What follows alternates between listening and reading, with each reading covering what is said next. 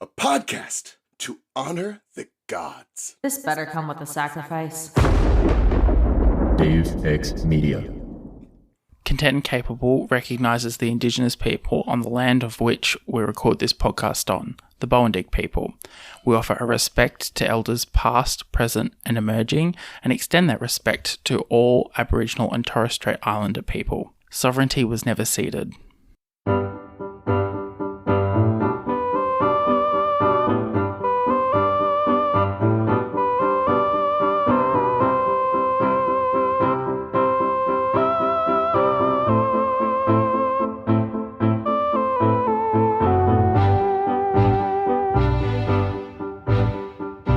Welcome to Content and Capable, the podcast where living on your own and deciding to make fancy meals means that you should probably be reading the recipe 24 hours beforehand, and if you don't, you may have forgotten to marinate the meat. My name's Sam, I'm the person who forgot to marinate the meat today, and joining me, and she probably didn't forget to marinate the meat because she's an organised queen, is Hope. Oh yeah, organised queen, let's go with that. We're organised. We work in radio. We're supposed to appear organised at least. Absolutely. I didn't wear my pajamas to work. Yeah, no. I didn't, forget everything and have to drive back home before I started my shift, Yeah, absolutely not. I didn't have someone ring me and go, yeah, do you remember this story that we asked you to cover? Oh, yeah, can we talk about it today? Oh, I completely forgot. Let me put you on tomorrow. Whoops. Yeah, whoops. Sometimes the stuff we get up to. Hope, welcome back to the show. It's been a little while. We've both had quite significant life changes since we last spoke. I know. I think, so last time I was speaking with you, I was obviously still working in radio in Grafton, where obviously I grew up, and it was very small town, small network. Yeah, and now I'm sort of working my way up, I guess, playing the radio game. That's what they say. And so just got a new job, just like yourself. I'm working in Port Macquarie now on the Hit Network for Southern Cross Stereo. So big life changes, yeah. I know, moving and, new workplace and Growing stuff. Up, how's the transition been? Do you know what? It's actually been really smooth. I mean, obviously, when I was in Grafton, I was living at home, and so obviously life was easy. And then having to move to Port Macquarie, I mean, I'm lucky it's only a few hours away from where I grew up, but it was almost like the universe aligned. Like, I had friends that had a spare room that they needed someone to rent, so it was just like quick, easy, moved into there. It was so easy for me to take up my new role. I've been so welcomed. Everyone is just so great, and it's been such a smooth transition. There really hasn't been too many hiccups or bumps along the way, and I'm so grateful, because I thought coming into this, this will be interesting to see how it turns out, but no, things have been really smooth. So yeah, that's really lovely. No, it's been it's always one of those weird things when you start a new job in a new company. It's like, we've got to set up all your IT stuff, and I don't know whether it's the same for you, but I had about 2 days worth of training content, then an in-person training session I needed to do, and just all sorts of random stuff like that. Yeah. And the network that I've just joined is very different to the one that I was previously a part of. So it was I'm still doing radio, but it was almost like relearning things that I didn't know before. So it's been so great, and I've learnt so much, which has been, a positive. It's been, pretty full on, obviously, like any new job is, but it's been beneficial, everything I've learnt, and yeah. Do you, I'm guessing, obviously, we've both moved to larger organisations. I'm at the ABC, and it's is it nice to have a centralized, if I have a question, this is who I ask, and all the training and all of this is what they want me to do is written out and clear? Yeah, absolutely. I mean, joining a company that is, nationwide and very well respected and known, there's processes for everything. There's, multiple people. There's always someone to go to ask for help, or, you feel very supported as an employee. You may be, bottom of the rank, one of the newer employees, but you always feel supported. You're never left behind, and so it's been such a welcomed change. Yeah, it's been really great, and like I said, the people I work with are just incredible. Everyone's got my back. So yeah, definitely something that I've realized. Yeah. I don't know. Has there been anything that you've as you say, mentioned quickly there, like anything that you've like realized is like, oh, I like didn't realize I didn't know this, or like I didn't like. For me, the big thing, and especially as a producer, is like radio craft. I like completely did like. I know it's a thing, but I didn't think that there was like, this is what good radio craft looks and sounds like. I just kind of winged it.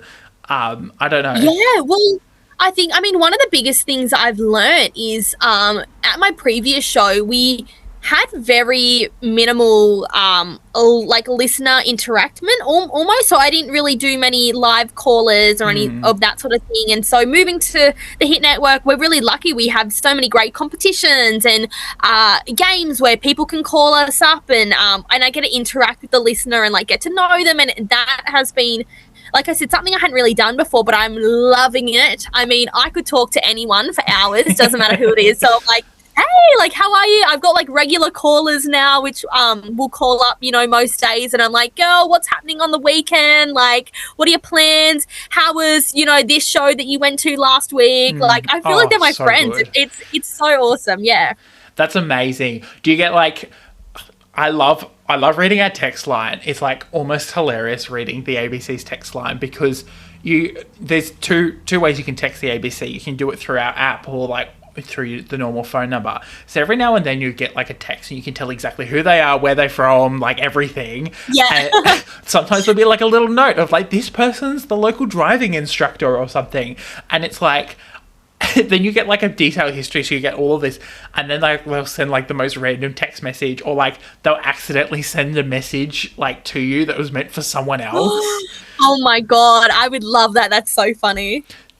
We share a text line with all of regional South Australia, and there was one text, must have been yesterday afternoon or the day before afternoon, that I read in the morning, and it was like, can you get like a 6-pack of beers and like hurry up about it, please? It was like, hurry up about it. It's like, hello, wrong place. Sorry, and then it's like, you've contacted the wrong person. Yeah, because it's like a long text line as well, so it's like, you know, a couple text messages later, it's like, oops, sorry, wrong person. I love it. I love that so much. I can feel the secondhand embarrassment that they would be feeling, like realizing that they've just sent it to the ABC. I know, and it's like, and sometimes, you know, people don't realize that there is probably about 15 people who are reading it all at once. So it's like, well, no, actually 15 people, not just one or two who've read this text message. And the producer the next morning will read it. To be fair, yeah, I've had quite a few experiences where people are ringing the wrong radio station. Like, that happens way more than you think, where they're like, I'm here to guess the secret sound or something. And you're like, I don't have a secret sound game running at the moment. And they're like, is this insert radio station name? And I'm like, yeah, no, it's not. How did you get this number? Yeah. And it's so funny. But yeah. Or like sometimes I'll have people ring me to say, oh, hey, I know you're on the Hit Network. Can you tell me the number of this radio station? And I'm like, why would you call me? That's like calling Coles and saying, oh, can you tell me where the closest Woolies is? Yeah. Like, you know what I mean? It's like, hello. Yeah, I don't think people understand it. It's hilarious. And it's funny because the ABC has like 7,000 redundancies, and I'm sure most radio stations do. So we're set up to be able to like do Adelaide's work from like a Mount Gambier office. We're like the bottom of the food chain. If something goes wrong, there's like 5 layers of security before it even gets to be a problem. So we're like set up to be able to like, and we do. So the country hour at the moment, because of staff movements and stuff, is broadcast out of Mount Gambier. So for an hour a day on a weekday, all phone calls are diverted to the Mount Gambier office. You have people who are ringing in late from the end of like the program beforehand. You have people ringing in trying to contact like the journalists at the ABC Adelaide office. You get people ringing in who are trying to like anticipate the next hour's worth of the next show, which has like a guessing game, I think, built into the start of it. And it's like, I'm like, hi, you've actually rung into the Mount Gambier office. At the moment, the South Australian Country Hour is broadcast out of here. If you ring back in, checks time, 2 minutes, always 2 minutes beforehand, please, can you call back in like 2 minutes and then you'll get it? For a little while, Oh my god, that's so funny. For a little while, I sent them to like our national telephone exchange just to go, I don't want to deal with you. Let me transfer you on so you're someone else's problem. I genuinely thought it was being sent, to an office or something, but it was just being sent to the telephone exchange. Send them to like Triple J or something. Yes, even better. They would actually hate that, to be honest. We just finished. And it's my... It was a really tough couple of weeks, but we just finished our radio ratings period, and we just had the results come back. We just finished we just did a survey as well, and just finished. That is so crazy. Yeah. I think we did surveyed at the same time. It must have been. Yeah. So we got our results back at the start of the week. Last week, I don't know. And it's always very fascinating to see how things have changed. And they had to write in the notes. They're like, so Triple M changed from an AM program to an FM program over the last year. So that's why they've jumped 30% in the ratings instead of the couple of percentage difference that you would normally get in the natural ebb and flow once you've got an established market. They're just this isn't a crazy thing that has occurred. It's oh my gosh. It was a whole mess. And we had heard horror stories from the Adelaide office a couple of weeks beforehand because they had done particularly poorly in the ratings, and we were sitting there bracing for the worst because the ABC doesn't do particularly well.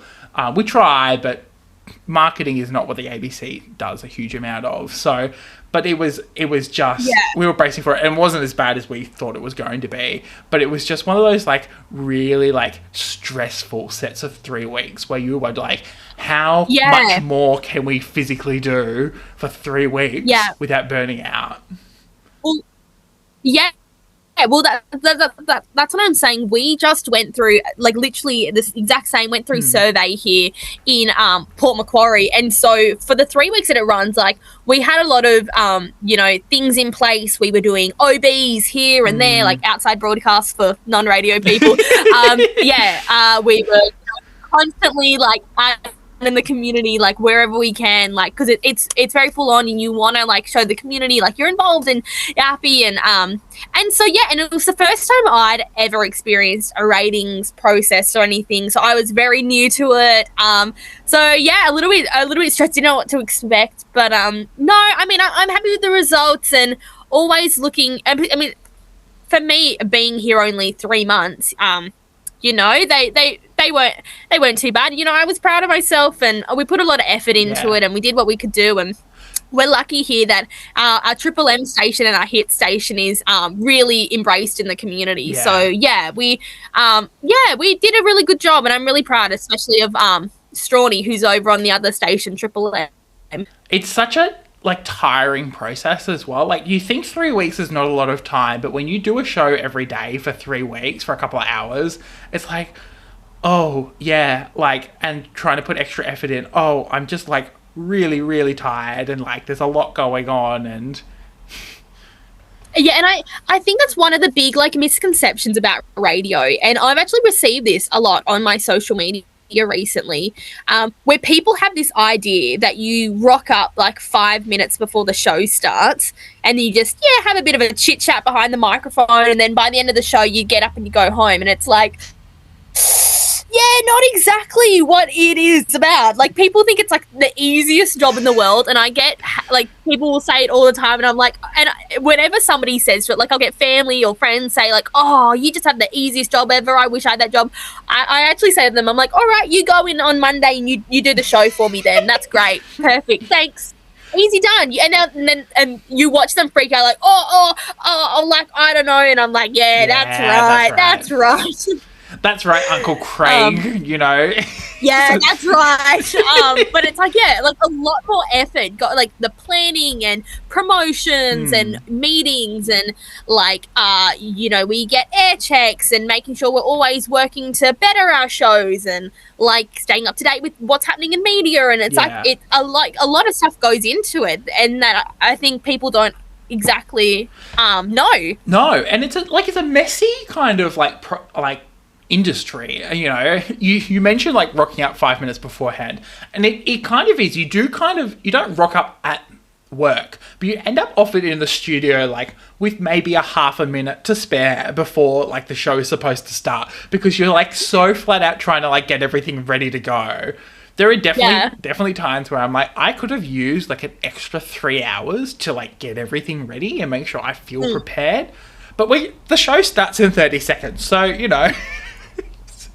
I know, and it's funny, but like you learn to like, it's all about learning to work on your feet, and like it's a sink or swim situation. You better know how to swim. Like I had one of our salespeople in the studio this morning, and I looked at the clock. I'm like, all right, I've just got 20 seconds before I've got to talk about this, and they're like, oh my god, like freaking out. I'm like, that's all good. That's heaps of time. Like, you know, like they look at it and they go 20 seconds, and I'm like, oh yeah, perfect. I've got 20 seconds, heaps of time. Let me just organize this, blah blah blah.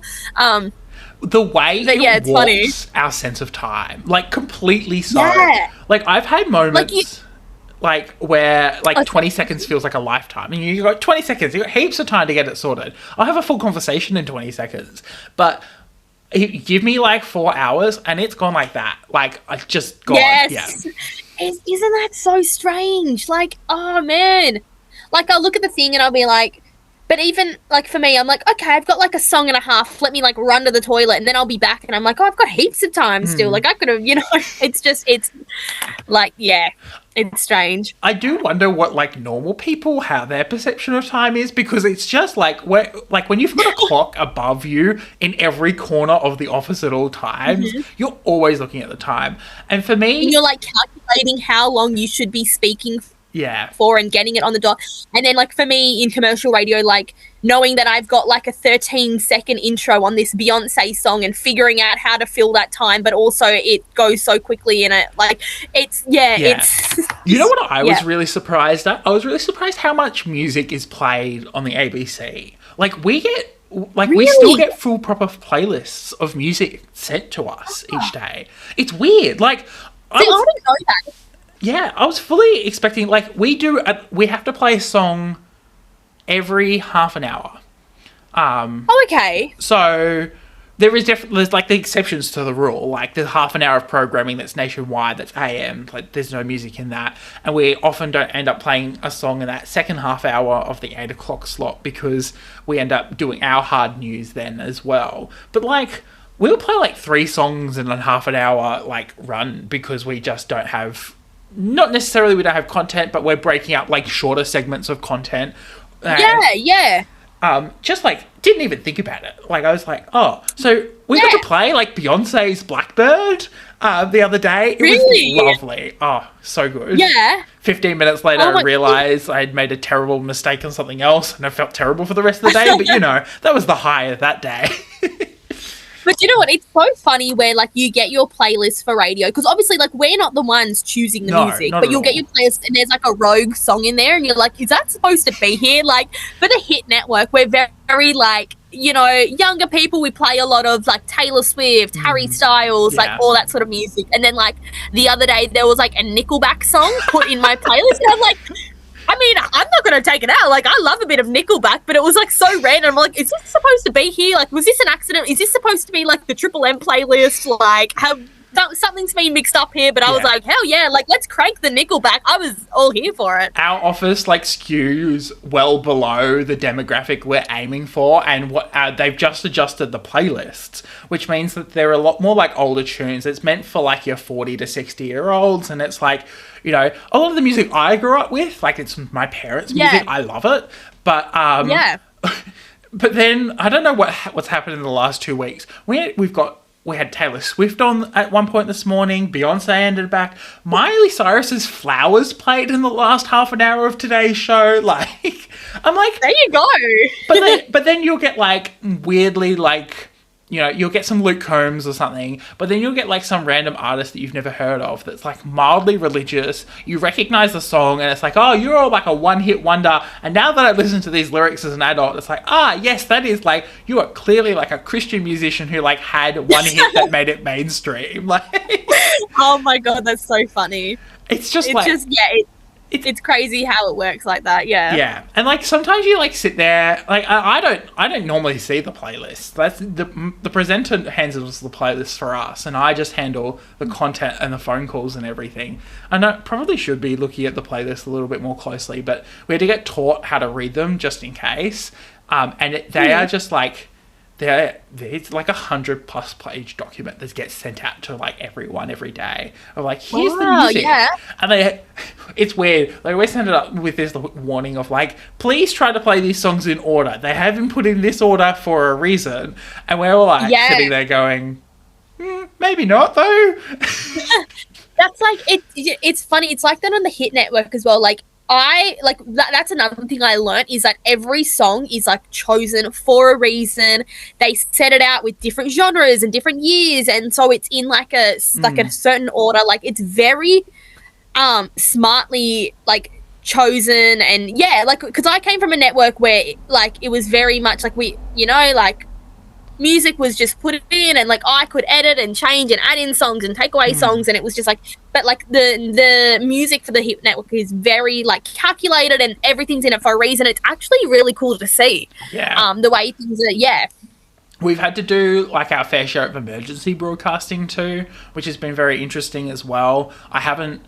I've been trained to do it, but I've never actually had to do it in actuality. And living in like South Australia, Victoria adjacent, we've had like fire band days basically, and a bushfire or two. And it's like, this is like scary because it's like you're on, like I finish work and it's like 37 degrees and hot and windy, and you're like you keep like updating your emails I keep updating my emails on my phone, waiting for like something to happen, and I would have to be called in. Or like one weekend my boss was like, so is anyone around this weekend? And I was like one of 2 staff members who were like staying in town for the weekend. And she's like, look, I might need to call you up because we need by law like 2 staff members when something like this happens. And I was like, oh gosh. And it was like, well, am I going to get a text message? Am I going to get a text message? Part of me was like, please, like, let it happen. I'd be really excited, but also do not wish an emergency on anyone. So yeah, exactly. And it was very much like that in Grafton. I've never had to do an emergency like broadcast or anything like that, but I was sort of trained in it. But yeah, my last station in Grafton, where we like 2019, we had like the worst bushfires ever, and they had to sound the emergency alarm, and it was like really, really devastating. And then we also had the big floods that happened a few years ago as well. And so I was very, like, I had experienced a lot of emergency broadcasts, just not me doing it personally, but just being around the other announcers when it was happening. Announcers would sleep overnight at the station. Like, it was just, it's crazy. Yeah. That and, like, being, like, this close to, like, national TV is also just as terrifying.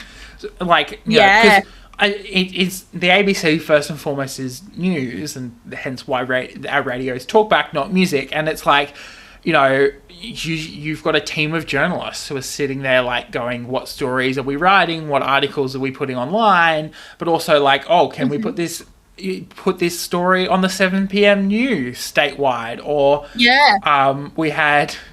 it's the 100th anniversary of the Cobb & Co. mail runs, which is like this big carriage company that like dominated all of Australia.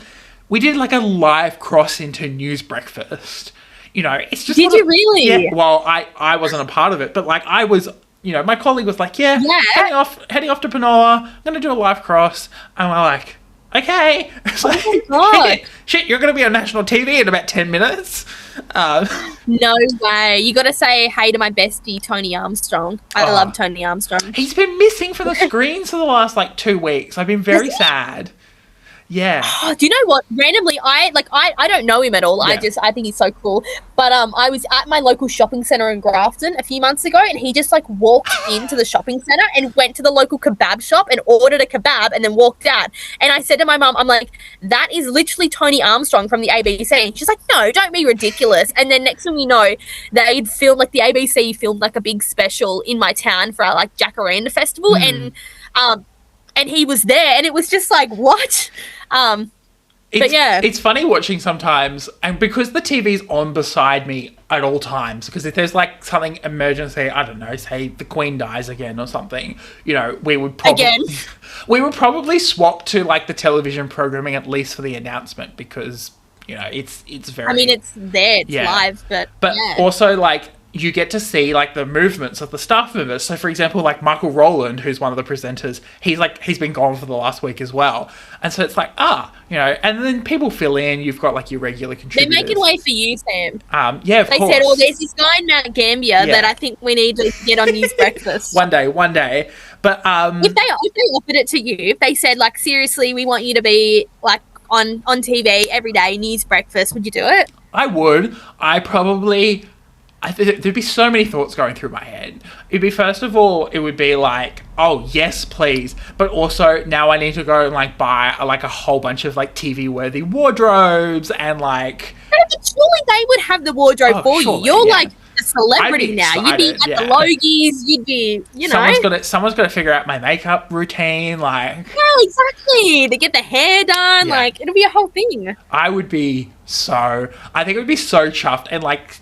so terrified at the same time. Not that I haven't been on TV, but like I haven't done television stuff. I've read from a teleprompter before and stuff, but I think the mistakes that I would make in like and the thing about like TV, it's like, it's not like in radio where you're just like, oh whoops, and just press the button and like pretend it didn't happen. It's like in TV, it's like you're in front of the camera, like, did everyone just witness that? Cool. Yeah, you know, there might be a delay, but that delay is not being used just to refill. Oh, God. Like, Sam's just fallen off the couch. Yeah. You know? No. Story time. So we had a story yesterday. We've got this, we've got, like, a lot of lakes in Mount Gambier. Mount Gambier is famous for its lakes. And the one that you can swim in, we call the Little Blue Lake. Now, it's literally in this middle of this paddock, in the middle of nowhere. There's no amenities. It's like a internationally recognised tourist attraction. Wow, yeah. And anyway, there's no toilets.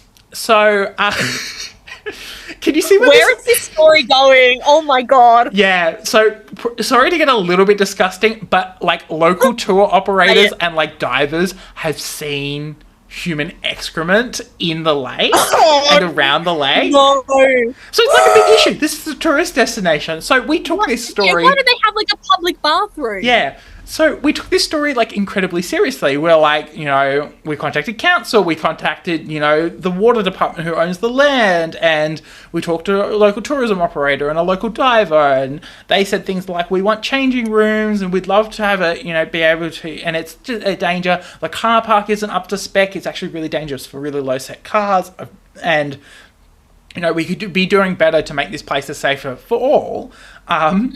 Anyway, so it ended up making the 7 p.m. radio news. And I think it didn't make TV news because we didn't have enough visuals for it. But, you know, it made statewide and nationwide news, I think. Yeah. The poor 7 p.m. newsreader lost it. She broke. Couldn't stop laughing. Started laughing? Yeah. The way it was written was fairly humorous too, from memory. I was going to say, has she proofread it? Like, did she proofread? Or? I think she did, but I also think it sounded like it was the end of the news broadcast. So I think it was just a drag in, let's fill in the rest of the time with a readout like this. Anyway. Oh, no. So she loses it. And then she kind of, like, realizes she's not going to get herself together. Apparently she's famous for doing this. And she realizes she's not going to get herself together. So goes, okay, I'll move on to the next story. Halfway through the first sentence of the next story, she breaks again. And she's like, I'm lost it again.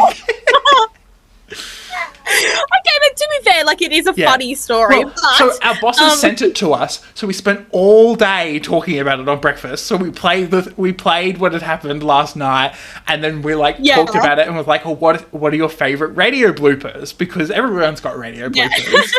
And so we went digging in the archives. This one broke me. So I go and read the news headlines at 9:30. So I read the news headlines, and we were like talking about radio bloopers and stuff. Anyway, my presenter, she goes, well, back when I was producing, our presenter made me cry with laughter with this little segment. It wasn't necessarily a blooper, but it was hilarious. And the segment goes, she goes, I went to the op shop and I was checking out, bought myself some shoes, and I was at the checkout counter, and beside me, there was something. And I said to the lady, I was like, do I need to buy this? And the lady's like, well, no one else has, so yeah, why not? So she buys it. She's like, guess what I've bought? She pulls out a mini accordion and starts playing it on air. She bought a mini accordion. Yeah. And so it was just like, and the way it was happening, she was like, yeah, took it home. The husband was upset. We took it in the car. The kids were playing it while I was driving around. Oh my God. And so it became this like, this is like a 3-minute segment where like they're laughing, and this is like 3 or 4 years ago, and I'm listening to this for the very first time. I'd been told this story already, but like I was listening to this for the first time. I lost my voice. I lost my voice for like 10 minutes. I was laughing so hard. It was so funny. I could not. It was like, I can't oh my recover. God. And it was just, we lost it. Anyway, and it was just like, some of those things was just like, this is a deeply unserious business. Like, I know. See, that's one of the things I'm like very thankful for about these jobs is that like a lot of the time we do get to have a lot of fun, and like you hear stories like that. Like that's one thing I love about our breakfast show. Yeah. They our breakfast show on the Hit Network in New South Wales is Jess and Ducko. They're the great duo. They're best friends, and the radio is so funny.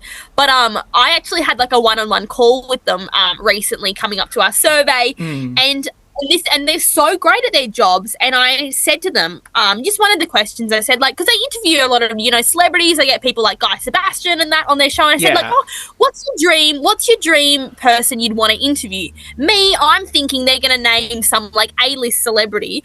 They come out and they go, Hope, this is going to sound really random, but we actually, we would love to talk to the sneaky pooer. And I said, sorry, what?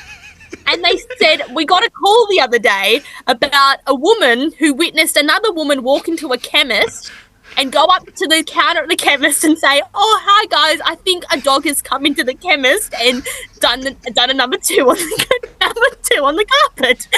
Anyway, the workers at the chemist watched back the security footage, and the woman who had got up to the counter walked into the chemist, and she was wearing long pants, and she's shaking the pant leg, and the number two has fallen out of the pant leg on the floor. And instead of running away, she thought, I'm gonna go to the counter and tell them a dog has done it, and then leave.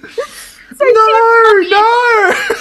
And so they said, Hope, that is our dream guest on the show. We want to talk to this woman.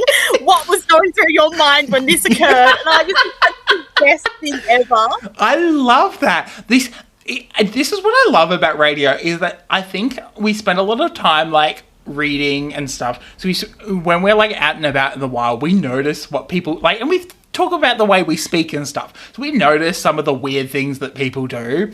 Yeah, because you're constantly looking for content and things you can talk about. And so like being out in the community, it's like you get so much. You would be surprised how much content you could get. Like I always tell people, like this one time I was on a train and I watched a guy get a 4-liter bottle of apple juice out and drink it within 30 seconds.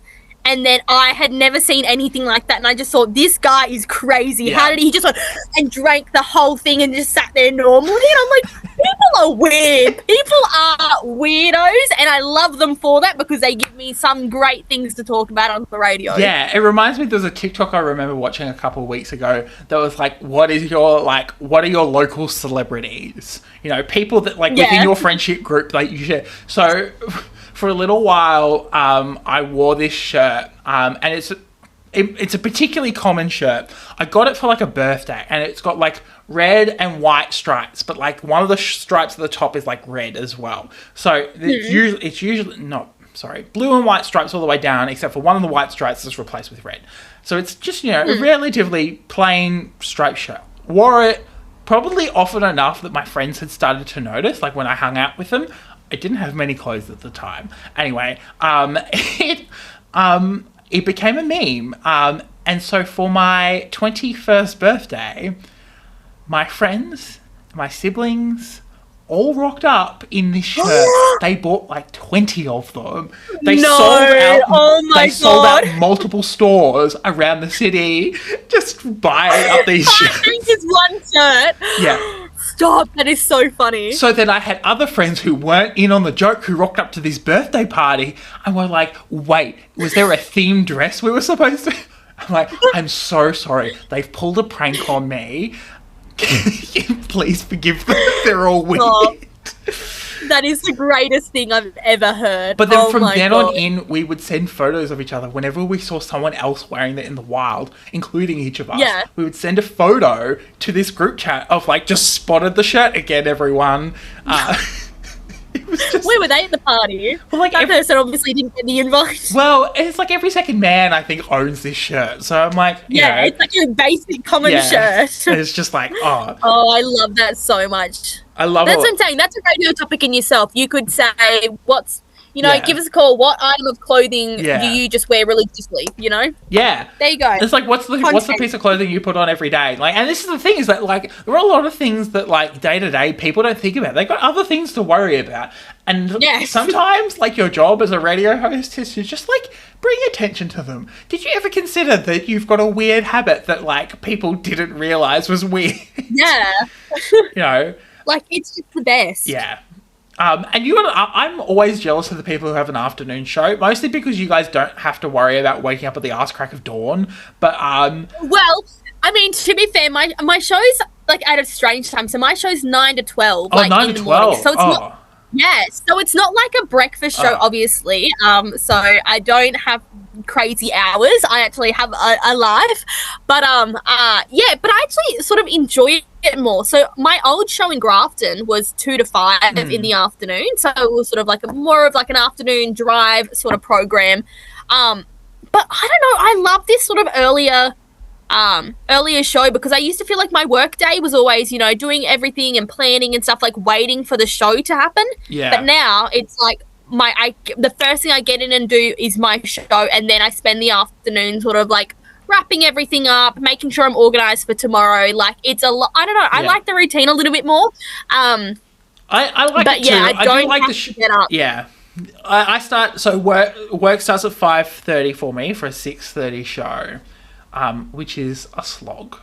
Like, just to... Yeah, but what time do you go home? What's knock off? 1:30. So I've been knocked off then you get, like, the afternoon, I've been knocked off for hours at this point. But for me, it's like, it completely changes my sense of time because I'm not a morning person. I have to, like, wake myself up at 4 to be at work at 5:30 because I'm not a human being that can wake up quickly. So to do that, I need to be in bed by like 6-7 o'clock. So I've turned into this granny that like I'm like, sun's down, I'm going to sleep. You can't even watch like the TV at night time. You're like out after like the 5:30 like news. You're like done. Like all the good ABC programming that I'd like to watch to like be on top of what's going on across the company I work for. I can't. Like I just can't watch what I want. Oh, that's so funny. Do you want to know something that might inspire you? So we have a Triple M breakfast show here in Port Macquarie. So we've got an announcer, Strawny. He's the best. And he obviously gets to work, 5 a.m., for his show. He lives in a similar area to me where it's about a 15-minute drive to the station. Yeah. He woke up one morning and decided to walk to work. And it took him, I think it was 2 hours to walk. And so he had to get up at like midnight to like get ready, and then he walked to work, and it took him like 2 hours to be here at like. Actually, I didn't do the maths correctly. He must have woken up about like 2 a.m. To get to work in time, to start his show in the morning. He just felt like it. He just wanted to go for a walk. And I'm like, you are crazy. And everyone at work was like, are you all right? Like, what's going on? And he goes, yeah, I just felt like it. And we're like, you are mad. What are you talking about? You walked to work.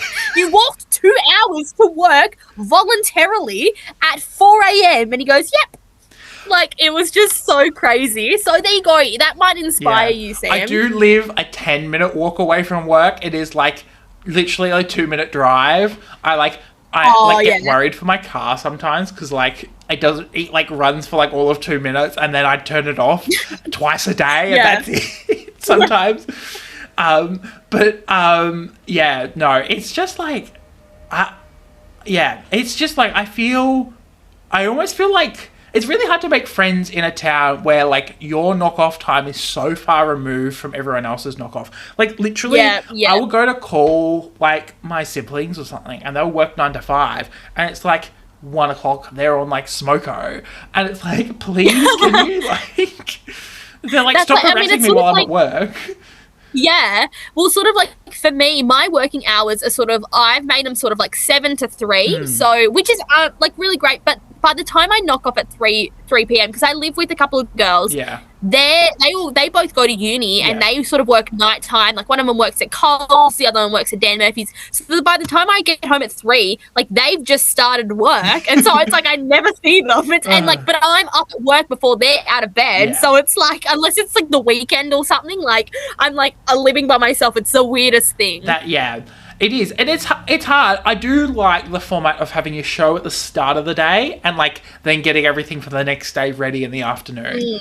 Because I don't know, I'm a high energy person at the start of the day, despite not being a morning person. So it's like, you know, at least I've got the energy. Whereas like starting, I should never say this, but I think I would really struggle to start a show at 2 in the afternoon. That's right at nap time for me. No matter what hours of the day I'm working, if I'm working at 9 to 5, 2 p.m. is nap time. If you're up at 4 a.m, like 2 p.m. nap time, like sounds pretty good. But then I think like people like that do night shows, like we've got a show on the Hit Network called The Pulse that runs from like 9 p.m. to 11 p.m. and it's like that you would have to shift your like body clock for that as well. Like they probably don't get to bed until like after midnight most nights, but then they probably don't wake up until like 8, 9 in the morning. So it's like, it's strange. I don't know. I like the idea of like an afternoon nap when it's like a nighttime stuff. So my dad works like crazy shifts like that. So he'll like have a nap from like lunchtime till like 2 in the afternoon to start work at 3, which is like, you know, it means he can get up earlier to be with the kids, take them to school, you know, babysit. Not babysit. Look after his children while his wife's out, you know, at uni or something. babysit his own kids. How much are you getting paid? $15 an hour? Look, he's probably being paid in he probably can get his army work done during that time. But, you know, it's like that, you know, it's like, you know, he's like, you know, I rang in the other day and he's like, oh yeah, I'm about to go down for my nap. I'm like, I could either make a joke about you being old, but I really know that it's just because you're like, you've got work in the afternoon and you want to like stay awake. I was going to say, you could say, I was going to make a joke about you being old, but I'm about to go for my afternoon nap as well. True. For me, I find it hard to like maintain energy in the afternoons. It's like, part of me is like, I want to make dinner and do things like that. Because if I fall asleep at 2 o'clock in the afternoon, I'm not waking up till about 7 at night, and then I'm not going back to bed till midnight, and then I feel worse. So, I'm bad at that. I probably need to get in a better shape, at least just to kind of like do things of an evening. Like I used to be able to go to band rehearsals that would finish at 9 o'clock at night, and for me, it's like 9 o'clock. Like rehearsal would like that's start midnight for you. Yeah, rehearsal would like start at 7, and I'd be like, that is my bedtime. It's like that's bedtime. Like lights out, asleep. Yeah, I'm ready for naps. And it's really weird. I live with a bunch of people who work on like similar shifts at different companies, but like work on similar shifts. So I'll be like, I'm always the first person out of the house, but I'll like be pedaling around at like 5 o'clock in the morning, getting myself ready, making my coffee. And then I like, as I'm like leaving the house, my like other housemates will like get out of their rooms and like start getting themselves ready for their like 6 a.m. shift. It's like, it's nice that we all start work together. None of us finish work together, but we all start work together. Yeah, you feel like you're not a crazy person working these crazy hours. Yeah. Like, I remember like when because I would fill in for breakfast radio when I was in Grafton, and during the winter where you're going to work in the pitch black and it makes you feel like, you know, nobody else is awake yet. Like it feels like the middle of the night. There's no other cars on the road. Like you feel like it's a weird sensation, and then by the end of your show it's like everyone's up, the sun's out, people are off to work. Like, it's really strange. Yeah. I don't know. I do love a breakfast program because I do get to watch the sunrise. I was a bit sad that daylight savings had ended because at that point in time we were starting the program before the sun rose, which was like really nice because my producing booth faces into the studio and then it's got like another window beyond it that's like out into the street. Oh, nice. So you could watch the sunrise. Admittedly, so weird. You watch the sunrise creep over and hit like the trees and like there's an AFL field across the street and the Hungry Jack's side.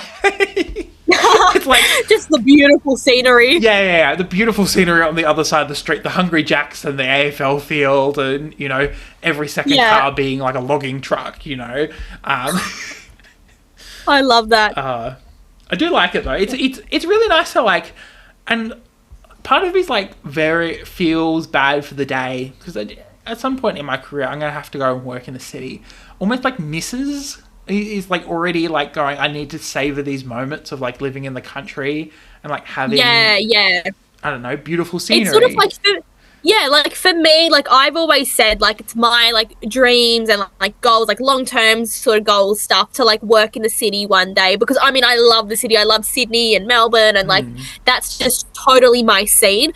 But like I grew up in the country. I grew up in regional Australia, and there are so many moments like growing up that wouldn't have never happened if, you know, I didn't have those experiences and stuff. And so like I think there'll come a stage, I mean hopefully if I'm working metro one day, that I can look back and be like, you know what, as much as I bagged out growing up in a regional town, like, you know, we had a lot of fun. I have the opposite like feeling. I'm jealous of like people I know who grew up in the country.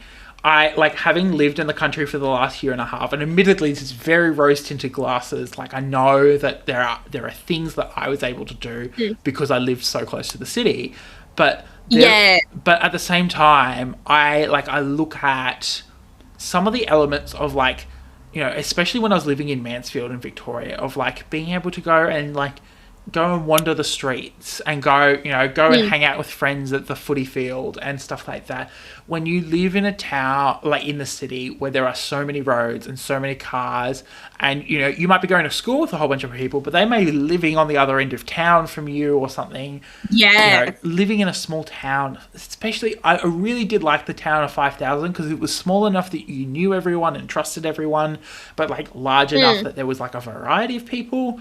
But that was like very, very much my like childhood. It was like, I mean, like I had lots of friends in the street and we'd be playing all night. But like as I became a teenager, like 16, 17, 18, like I don't think I ever saw my parents because I'd finish school or work on like a Friday and I'd be like, yeah, all right, I'm going out for the night. And that's literally all. Yeah. And my friend, like, you know, because you knew everyone and your friends, you know, you'd be going to the local footy fields, you'd be going to watch a local sporting game, you'd meet up with your friends at like this certain lookout. Like it was just like this very community feeling and everyone knew everyone. You'd go to your local McDonald's and you'd be like, oh, that's so-and-so from that school. Yeah. That's, you know, blah, blah, blah. Like you sort of had that feeling. But it's funny you say that because I always wished I grew up in the city. Just, I mean, someone like me who is just obsessed with the media industry and, you know, there's not as many opportunities regionally as there is in the city. Like I would have been out there knocking on every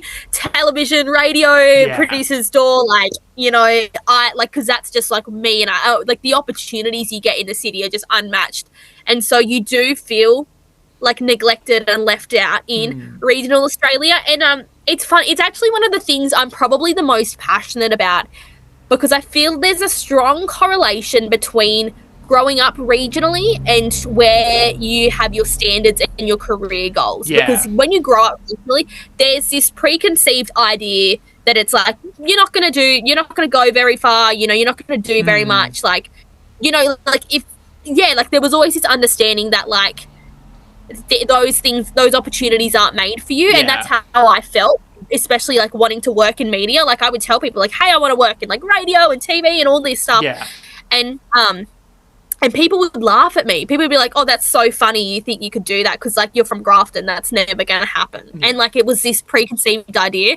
And people just completely shut off the thought of, like, dreaming and having goals and that sort of thing because it's, like, people don't even consider it. Yeah. And so it's that whole downside of it, yeah. Yeah, it's interesting as well, like, having had a taste of both the city and the country, there's this real confidence that people from the country have. They're very, like, sometimes there are points where I just feel completely not self-assured in my own abilities and talents. And sometimes I look at people that have grown up in the country or, you know, have chosen to live in the country or raise a family in the country, and I go, you are obviously made the choice to be here, or, you know, or you are here, you've grown up here.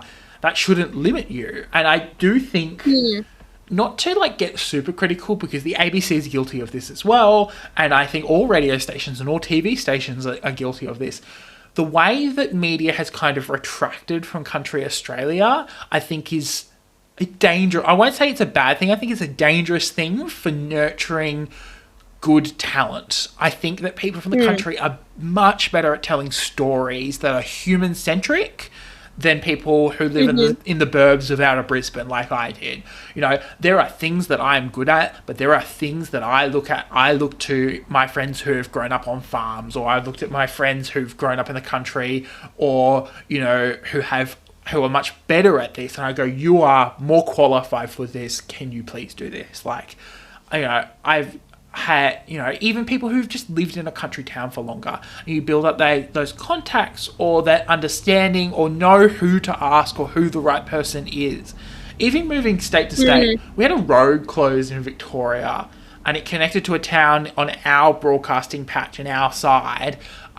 So we had to, like, figure out where the road was closed and confirm it was, because the source we were relying on wasn't particularly something we wanted to rely on. We wanted to go to the official sources. And I, like, forgot that the Office of Vic Roads exists, and they have, like, a traffic map, and they will tell you what roads are closed and not closed according to the state government. Someone who's local would have checked that, like, immediately. But, like, because it was in a state that, like, I don't live in currently, and B, I'm not super familiar with. It's like things like that. Sometimes I look at it, it's a very small example, but, like, having a breakfast program that, you know, I think it's really important for the ABC. Having a breakfast program that talks about local issues is really important. Having a program in your day's set of programming that is based, you know, in a region that you broadcast in, I think is so important. It brings that local flair and that local understanding that sometimes people really want to hear. Yeah, and, like, so for me on the Hit Network, regional Hit Network only have one local show a day, so one, like, a 3-hour block of localism, and so for Port Macquarie and for the Mid-North Coast, that's me, and so it's really important for me to make sure I'm involved in the community, I know what's happening in the community, I'm talking about, you know, matters that concern the Mid-North Coast and things like that, and so I've really sort of, because obviously, I mean, when I was working in radio in Grafton, I grew up there. I know the place like the back of my hand. I knew the who's who, what was happening, and so it came very easily for me. But now moving to this market, it's making sure that, you know, I'm involved, and so I've done a bunch of things. I've been signed up for the we do like a Dancing with the Stars style event, raising money for Cancer Council. So I'm representing my radio station and doing that, and I'm, you know, doing other charity events and, like, making sure that people know, like, hey, like, I'm local, I'm here, like, I'm living in Port Macquarie. I go to Flynn's Beach on the weekend and I grab a coffee from the Hill Cafe. I, you know, like, making sure people know that, like, you know, I am here. Yeah, and I think that's, like, I think we forget, like, how much people value that from time to time. It also, as you're saying before, and it's something that you're really passionate about, it really inspires people, shows them that, you know, they don't have to limit where they hope their opportunities go, you know. Nothing is stopping you. Nothing bar, like, obviously there are, it's like things that can, like, hinder it, but, like, nothing is stopping you completely from being on television. There's nothing stopping you from being on radio or being, you know, a really great host or, you know. And I think if you want something bad enough, like my biggest mentality, like if you want something bad enough, like find a way to make it happen. And that's how I felt, I grew up regionally. I wanted to work in the media. I worked hard to find contact, find people. That's where I started on TikTok and social media, like posting my work online and making connections through that and sending my work to people across the country. I flew to Sydney and delivered my radio show and my air check in person to networks in Sydney. Like I was very passionate about because you've got to want it for yourself. Yeah. Things don't land in your lap. Opportunities don't just land in your lap. They don't just say, hey, we want you to host Sydney breakfast like tomorrow. Like it just doesn't happen like that. You've got to be proactive. You've got to talk to the right people. You've got to make your goals and ambitions known, and you've got to put in the work for it. And so it's actually how I ended up getting the job here in Port Macquarie. It was a goal of mine to move to a bigger network like Southern Cross Stereo, and I'd been sending my work to the bosses of content of the network for months and months and months, and working to make sure my shows were good. And so when the job came up, they said like, hey, like we would I think this is a position that would really fit for you. You've been working with us, and so you've got to want it for yourself, but there's no reason, like you can't make something happen, because it could have been so easy for me just to say, well, I'm just going to stay in Grafton, which, like nothing against the show or the town, it just wasn't where my goals were aligned. And so, but it would have been so easy for me just to go, oh, I'm not good enough, I'll just stay here, And like not letting, I think this is the thing that really frustrates me, is like not self-sabotaging your own goals as well. From time to time, I will, have friends or something who say, oh, I'm just not good enough for that. And it's like, you can be. And I do think that, sometimes university, teaches you that there are too many people and you get scared and, aren't, this is where, I have very strong opinions about the way our university system teaches people who work in the media. I don't think it's doing a good enough job, and I think, someone like you is a perfect example of how to be really great at your job without having to get a tertiary degree. And I think that it's a really fascinating aspect of, what's going on, and I think that, when you don't limit your possibilities and you put in the work and you seek advice, that's the other thing. You've got to be seeking advice. You've got to be asking people, what do you think of this? How can I improve? How can I get better? And be actioning and I'm saying, you've got to be able to be knocked down a few pegs. You've got to be someone that can take feedback, that can take judgment, that can, take criticism and take it on board and be like, okay, so these are the things I need to work on and to better myself. Because again, there's a lot of people as well that will just go, oh, I'm just the worst, this obviously isn't for me, let's look for something new. But you've got to be able to work on it. And so many big names and big people got knocked back, so many times, and you hear a lot of success stories are based around failure. And so it's the people that are able, success comes to people that are able to say, pick themselves back. Say, I've got to give this another go. I've got to improve. You know what I mean? The example I always love to quote is that Hamish and Andy started at uni radio. They had a radio station, or a community radio station, that weren't paid to do it, and that's where the nebulous idea for their show and everything else that they've done that's been so amazing over the last few years, has started from. But they've been, they got fired from TV shows, and they had, different opportunities that they got knocked back from, and so. You look at them and you think, oh, they were just given, their dream job and it was off from there. But it's a lot of things had to happen for them to get to the point of where they are. I think about Jason Lauren in Melbourne when Kyle and Jackie O's show took over their show, and they've had to find something else.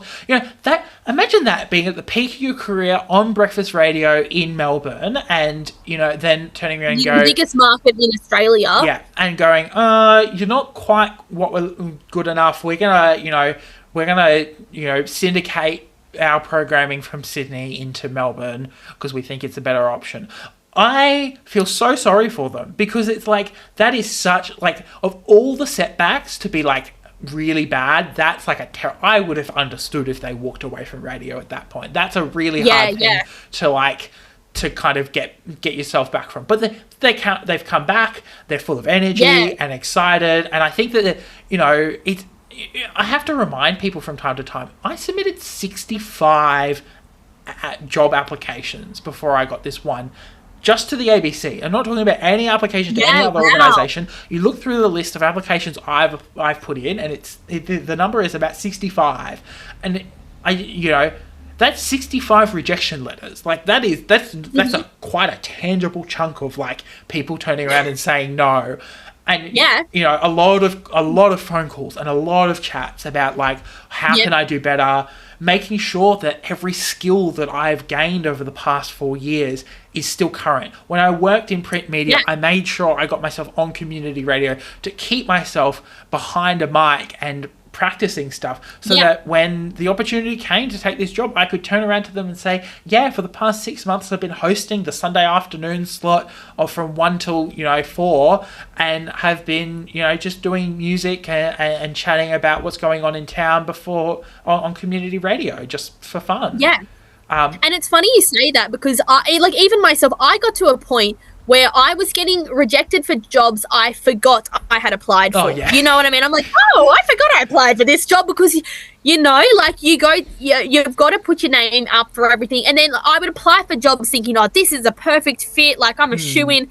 You wouldn't hear anything back. And then I applied for like another job, which I was like, they won't even consider me for a million years. And I would get a call up about it. And I remember being like, you just never know what's right for you. And I'm a strong believer in like everything happens for a reason. And like you are where you're supposed to be. And so when the job in Port Macquarie came up, it was sort of like this like realization of like, this is where I'm supposed to be. And I think this is really a great fit for me. And And look how much fun you're having as well. Like it's one of those things where I think it's so easy to parachute someone in, or like have someone, you're obviously the perfect fit for the job, you're so enthusiastic about it, for those who wonder, I do keep tabs on guests after having them on, and someone like Hope is someone who pops up on my feed all the time, and it's like those kinds of things of like being able to see people grow. And I think it's the beauty of like a podcast like this is like, this is a little time capsule of like how we're feeling and what things are like right now. In a year's time it could be totally different. Though, because like if you told me the last time I did the podcast where I am now, I probably wouldn't have believed you. So it's so funny how things change. And it's just like I love it. Like this is the kind of like growth I love to see, and it makes me really happy. And it's nothing to do with me. It's got to do with everyone else and the amazing work. Even other podcasters, and there'll be a few episodes this year of returning guests of people that like I've had on before who have gone on to do really amazing and really interesting things. And it's just I actually kind of like have great pleasure of like switching profiles into Content and Capable on Instagram, because it's like, what cool gem am I going to see? Oh, that's awesome. It's lovely, and I'm so glad that I've landed this amazing job and are having so much fun and doing so well. Oh, Sam, thank you so much. And I'm so excited for you as well with your endeavors, and like for you to be back in the radio game is just so exciting, and to be a part of a network like ABC, which you just align so well with. It's just so great to see. Yeah, and here's to having more fun in regional radio, and getting up to even more adventures. Oh, absolutely. See, next time we do the Content and Capable, we'll be both Metro. We'll be on the Kyle and Jackie O money. Yeah, on the Kyle and Jackie O money. I'd love to be paid $25 million. Yeah. Yeah, and you'll be able to afford more than that one shirt. Yes. You'll have a whole wardrobe. It's a weird thing. And not to like get too much in the weeds, but like this ABC job came with quite a pay rise. And I've not known what to do with, like, it's like I'm earning like proper money. Like this is money that I could own a house on. And I'm like, I don't know what to do with this money. I'm like renting like a uni student. What do you do when you're not living paycheck to paycheck? What do you mean I've got like excess money? I know. It's like, imagine like having money to spend on like things. I'm like, this is the stupidest thing. The other week, I like booked my first hotel room. I've always landed at a friend's or family's place. I'm like, you know what? Just let me book a hotel room. You're sleeping on someone's couch. Yeah. Yeah. Even going, I consider like, oh, I could buy a last minute flight if I really wanted to. Like, it's like, you know, the $300, $400 that a flight out of a regional airport is, you know, within like 2 days if it's not already sold out. Anyway. I know, you just love it. Yeah. Anyway, thank you so much, Hope, for coming on the podcast. It's been such a blast chatting with you. Oh, thanks for having me. I'll come back anytime. Amazing. Look, is there any, where can people find you on the internet? You can find me at Hope on the Radio, both TikTok and Instagram. If there's any aspiring radio announcers or people looking to get into the industry, I'm always open. Shoot me a DM, shoot me your questions, send me your work. I'm always happy to look over and see what I can do. Even someone who's still as new as I am, you know, how can I help you? And Hope on the Radio, Instagram, TikTok. Find me, shoot me a message. Yeah, amazing. And has there been anything that you've been reading, watching, or listening to that you wanted to plug? Oh gosh, you put me on the spot now. Oh, there's so much. Do you know something I will plug? I watched a documentary on Channel 7 recently, the Michael Gudinski music story, about how Michael Gudinski was he owned a record label in Australia in the 1970s called Mushroom Records, and it was all about promoting Australian music and not importing, you know, musicians and artists from overseas, and really nurturing local talent. And it told his whole life story about how he signed incredible people, you know, big names, big artists. And so I got really, I watched that recently, and it really relit my passion I have for local Aussie music. And so, I love that. Give That's that a amazing. watch. Yeah. You can find me at sam.the.journalist on Instagram and on TikTok. While I'm a radio producer, I'm still a journalist. Still do journalism things from time to time, of all things. But I'm going to plug. I'm only 5 episodes in, but it's just so good. It's season 2 of Heartbreak High. I knew you were going to say that. I haven't watched it yet, and I'm dying. It is. The glee I had in the first episode of the first season when I watched it for the first time, I relived those exact same moments in the first episode of the second season. But I also I love like the supporting of I love Aussie television as well, like, you know, and just like Aussie culture. There is so much. And like no one's asking for it, but if I was to like watch this with people who weren't Australian, I would probably pause it every 5 seconds to explain. Yeah, and so what they meant there. Yeah. But I love how much of an accurate depiction it is of like Aussie high schools, and like they just nailed it completely. Like watching like the first season, I felt like I was just back at high school, like, you know. I didn't say that. Like, and the way it just like is unashamedly like Australian, but also unashamedly like queer. I love how like and the Indigenous representation is really great. I have friends of mine I talk quite often with about representation in media, and we talk often about how great it is to not even feel the need to like have a full conversation about it. But it's just like so nice. But you don't feel like, you know, like obviously because they've really taken an accurate snapshot of what our, you know, communities and that look like now. And it doesn't feel like you have these token characters. It's like they're there to fill, you know, the race card or whatever. It's like, no, like this is what, you know, Australia looks like, and this is what communities look like, and this is what high schools look like. And so it's really a fresh thing to see, and it's just so nice to see Aussie TV like in the spotlight internationally, and for Aussie TV to be smashing it as well. You know, it's great. I would love to say the same about Australian music, but we're working on it. We're working on it. We're getting there. Content and Capable was recorded, edited and produced by Samuel O'Brien. You can follow the podcast at Content, the letter N, Capable on Instagram, and you can find it on Facebook. You can also send an email through to contentandcapablepod@gmail.com with any of your thoughts, queries or concerns. The best way to support the podcast is to leave a review on your preferred podcatcher so more people can hear the podcast. The art was done by Opia, and the music was written, edited, and produced by Jason Hilton. Content and Capable is proud to be a part of the Deus Ex Media Network, where you can find a podcast for any of your nerdy interests. Charlie, I'm so glad I found you. Are you okay? Yeah, I'm fine. The break was hard, but I'm not injured. Thank the gods. What do we do now? Okay, Ray, I need you to listen to me. There's only one book left, and I know it's gonna be hard, but we have to get through it. I know. Okay, I'm gonna run out and start reading. Good plan. Okay. I'll start emailing guests. Charlie! No! You're an introvert! It's okay! I can do this! Remember me, Charlie! I love you, buddy! For Rick! Check out Of the Eldest Gods. Episodes every Thursday, now covering Book 5 of Percy Jackson and the Olympians, The Last Olympian.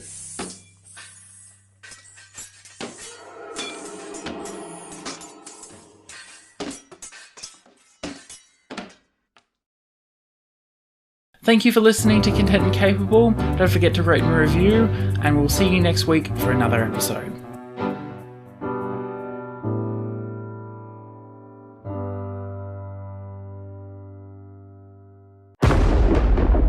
Deus Ex Media.